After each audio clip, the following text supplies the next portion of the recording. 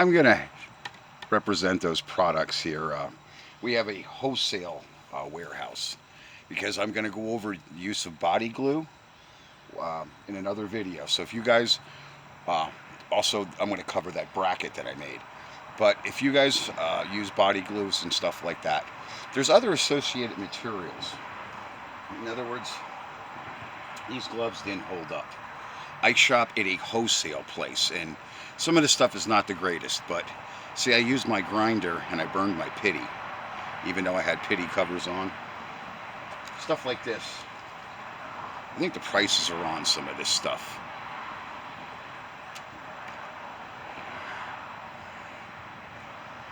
Okay. They even have T-shirts for $1.50 at this store. This is what I spent, just on behalf of myself and my customer. And not that I go through this stuff because I use it even on my own vehicles. So I have a thrift of $1. Okay. Saying that, you need to learn about conservation, because other items like body glue, we're getting to that. You see, I solved this man's problem because I found the problem that probably was not evident to him was putting some glue on this top seal that's coming apart. And I've got to glue this. Here is where I ran out of glue, basically. And see, he has another problem. His windshield. You see, a lot of people don't know what advocacy is when you advocate for a customer. Because basically, I've got to do the same thing on the other side here, because this is filling up like a fishbowl on this side of his truck. So one of the things I want to make is about using this body glue, because I absolutely had to spare enough to get that last piece in there, and I've got a little bit left. I have one last piece, and then I can put the seat back in, because I got to get to my mother's car. And I bought the cheapo brushable seam sealer. It ain't the greatest, but some of that's going to come off. I'm going to dress it up a little bit. I just wanted to show you that. All right, so when I'm trying to tell people about advocacy, when you do a job, okay, in my younger days, it happened with construction. Okay, when you take your vehicle anywhere or you hire a contractor, you have to hire somebody who's responsible, who gives a shit, and who advocates for you. Because some people think you're just after extra money, but not that. It's, you're finished with the job. If you kept your mouth shut, then they find out what the evident problem is, that there was another problem and you didn't mention it, so you're an asshole there. So, okay, you turn the tables around, you mention, hey, you've got another issue you need to deal with and address. You're out to get in their pocket. Well, guess what? I don't do windshields. I have a guy that can come here and he could probably take care of that problem, Jeff Pensock. Jeff and I have been at odds a little bit too lately. But people don't understand. They call attorneys advocates. So when you advocate for somebody, you're on their side. Yes, Orange Cat wants to... He didn't catch the other video, and he went up on my workbench with his muddy paws. Yeah, I know. So, in saying that, when you advocate for somebody, you're taking a position for them. And sometimes the person doesn't understand your intentions. And sometimes they never will. It depends on the person that you're dealing with. But in other words, I'm doing this here in my backyard because I enjoy what I do. And I enjoy a guy saying, hey, I'm glad you made me aware of that. I'll take care of it. And some people just address it that way. I'm not looking for praise from the customer. I mean, it's nice when they say, hey, you did a nice job. I'm happy with it or whatever, because nobody's happy with spending money. But I'll tell you where people really get pissed off is when you give them a shit job and it doesn't, and they don't have no appreciation for it. That's when people really get heated. Trying to spend extra money to do a better job, you don't know what you're getting into. It's the same as in construction. You tear into a wall, you're gonna put an archway there, and all of a sudden there's pipes and stuff, other stuff you didn't see.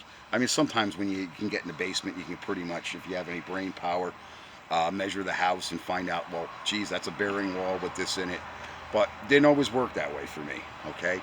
Sometimes, especially with these older houses that have been renovated half a dozen times, since 1947, well, you get surprises, or 1857, or 1759, like my house. This house is older than dirt, and probably maybe Abraham Lincoln slept here, or George Washington. So, anyway, advocating for your customer is your job. Whether your customer understands your intentions, okay, that's why I don't spend a lot of money on product.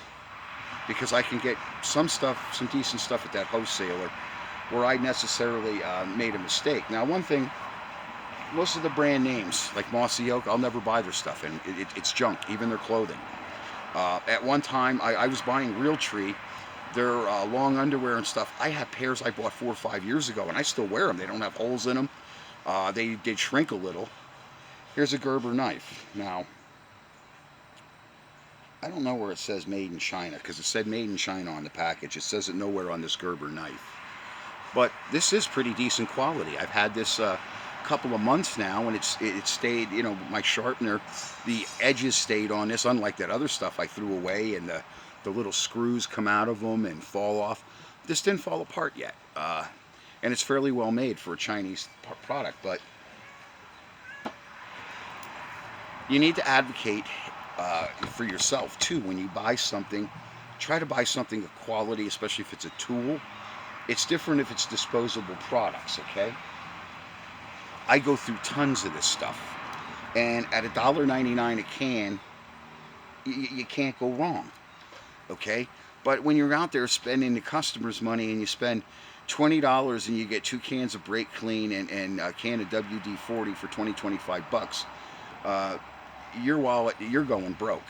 I don't expect my customer, when I can use something crappy like that, like we slid that bushing back in. My buddy Lenny, who used to be him and I were nemesis on the racetrack, and we had another hobby in common, and we belonged to a club. And one day we just sat down at the table with each other and started talking to each other like we were old friends, and we never mentioned the problems between us that we had on the racetrack. Then we didn't race no more, and Lenny sold me something that I was after, dirt cheap, just to make amends. And I think that's part of maturing in age. You realize that you're up there in your years, and there's no reason to act like a child anymore. Because I'll tell you something, we used to really bang each other pretty hard on the racetrack, and we really, like I said, we went fisticuffs a couple times in the pits. That day that we sat down at that club at the table across from each other, and he had some of his friends there, and a couple of my friends came over, and we're sitting there like we were best friends for 20 years instead of. That's how you got to advocate, because in other words, I advocated for Lenny that I didn't believe he was a bad guy. He was a bad racer, and you don't knock the shit out of somebody's car on a track. Well, like I said, I'm not going to ruin my friendship with the guy, and he was the one that called me up, because he works with a lot of suspension components down here at the one suspension shop, and he just told me, warm it up. He said they're crap bushings, we're dealing with it. And I warmed it up. I put silicone spray all over it, and all I did was I took the heat gun, and it did burn my pitties a little bit. I had to use my bare fingers, but I got it started, and then I heated it a little bit more, and I pushed it in, and it was fine with the spray. Okay? I need, like I said, for people to understand my position, that I didn't ask Summit to replace those shock absorbers. Bill Steen gave me a line of shit, and I just uploaded the video, okay, that those bushings are defective. They're garbage. And that means the shocks are defective. And Bill Steen's not going to tell me it's a lifetime shock. That bushing is part of the shock. It's junk. So if Bill Steen wants to get sued, here's a YouTube video. You can keep that other video. It's uploading now. And you can show that. You show it to customers. Maybe one of your customers is a lawyer. Okay? That's what needs to happen, is these companies that are, these globalist companies that took over, just like Gerber's now made in China, Mossy Oak products, they used to be decent stuff. They're all garbage. Most of it, I don't buy it no more. They can go out of business. And as I said, there's stuff on Fleabay and Scamazon. I'm not going to pay your brand name price for junk. I'll pay your brand new name price for an American-made product that's decent, okay? Uh, just not now in the Joe Biden economy. I just spent $100 on pet food and cat litter, and I still don't have enough cat litter for the rest of the month. So, anyway, but that's when I buy tools. If it's a disposable tool or something I'm going to use once, okay, I might buy the cheap junk, because that way if it breaks, I'm not really out. But I'll tell you, I really get pissed off when I buy a brand name product and it's junk. So hopefully people understood my position, that Summit, all they did was what I asked them to do. You know, when I ask somebody for a sponsorship, I usually get a no anyway. I'd like a carburetor. I don't like that Holly carburetor that's on Holly Ann, the red Ford. I would like, for that Offenhauser combination, I'd like to test an Edelbrock carburetor on it. But do I want to buy something that I might not like? Well, I'd like Edelbrock that, hey, I make YouTube. Give me a little bit of a sponsorship, give me a push, give me a carburetor. And let me illustrate and see if it works better than that. I just, to me, that Holly is very ill-performing and very underperforming.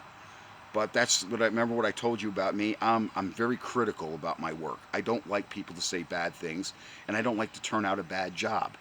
Okay? Has it happened? Probably less times, maybe 2-3 times in my life. I've just always been excessive, compulsive, overly motivated. That's American exceptionalism, and I was criticized for it by an authority, that I'm overly critical. People, you can be the judge in the comments section. I mean, do you want to take your vehicle to a slop, or do you want to take your vehicle to somebody that's going to pay attention to detail? Remember what I told you about all my shirts got welding holes and holes in them, not just from that and from the cat, you know. But anyway, you know, you give me a good tool, that's like trying to get a pork chop back from my raccoon. You're going to lose your hand, because I'm going to keep hold of that tool and I'm going to keep care of it. That's why my tools look all clean. They don't look all banged up and greasy, because I wipe my stuff off. I take care of it. I put it back in the cabinet, and that's part of working for my... That's unnecessary, but anyway, that's all part of me. I'm critical, and I like to turn out a nice clean job. Okay, now that for making meatballs over there, although it's not the nicest, neatest floor pan, the floor pan I got was ill-fitting. I just prefer to make the stuff, because I can make something that fits a hell of a lot better than you can buy. So that is my position, and hopefully people understand now what advocacy is. Advocacy is taking a position that there's another issue, you need to address it, okay? Do I want to charge this guy for more auto body glue and this, that, the other thing? No, not really. I'd like to get done with the job and just get fucking paid. But on the other hand, I did solve his problem there. Part of it was that upper seal leaking like that. That needs to be, you know, put back in place. You say auto body glue. Well, I'm having problems with 3M products, because otherwise I would just use that spray glue, the contact cement in the can. I've used it a half a dozen times on half a dozen products, including gaskets. It does not stick. And especially if you let it out in the sun, I don't care if you let that sit overnight, it comes apart. I tried using it on upholstery. I used to use the 3M contact, the spray stuff. I did motorcycle seats. Like I said, I'm a hot rodder from the old days. I had an old, it's called a Winwood chair. They're an antique chair. They're kind of a forgotten about novelty type of chair. They were leather covered, like for executives, and they reclined. They were like the first office chair recliners back in the maybe the early 80s, when, you know, the CRTs and computers came out. They made some pretty elaborate chairs. One of the brands was called Winwood, or whether that's just the name of the chair, but it says Winwood on it. And I really had an affection for that chair, and I wanted to bring it back to life. And I got leather and stuff from a place down in Coopersburg there. They used to have a tannery place where you could buy leathers and stuff. And dirt cheap. I went in and I bought the 3M glue. I bought a staple gun, not a hammer stapler, but, you know, a stapler. You can't do that with this shit today. The products, the quality is just not there. Thank you for watching my videos.